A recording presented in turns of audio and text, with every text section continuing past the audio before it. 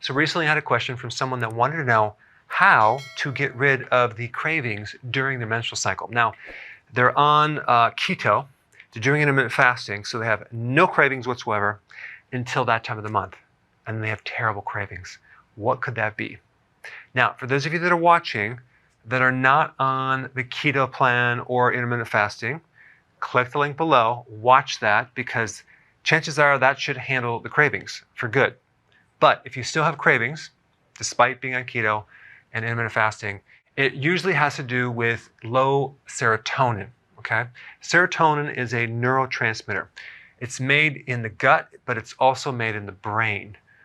The location of where it's made in the brain is in the brain stem.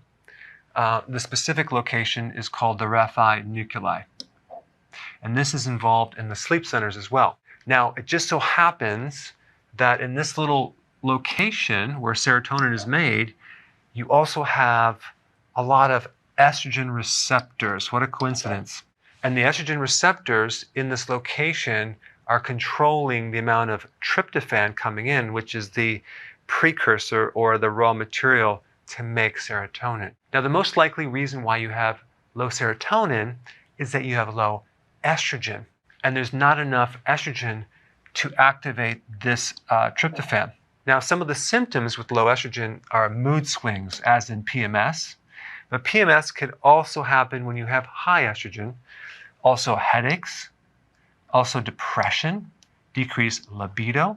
There's many more as well. Now, given the assumption that you're not on a high-carb diet, chances are you probably don't have a low blood sugar situation or high insulin. But if you are doing carbs, then you need to fix this blood sugar situation. So if you have this situation, low serotonin, okay, there's two things you can do. You can take L-tryptophan, you can get it from the health food store or online, and make sure that you take L-tryptophan, which is the precursor to serotonin. Make sure you take it on an empty stomach, because this molecule is very large, and if you take other protein, you won't feel any change because this is not being absorbed. So this should always be taken on an empty stomach. All right, number two, you can raise estrogen.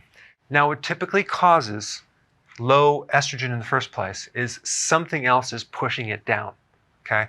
It's going to be either cortisol from stress, as in adrenal fatigue, or it can be high levels of testosterone or androgens, okay?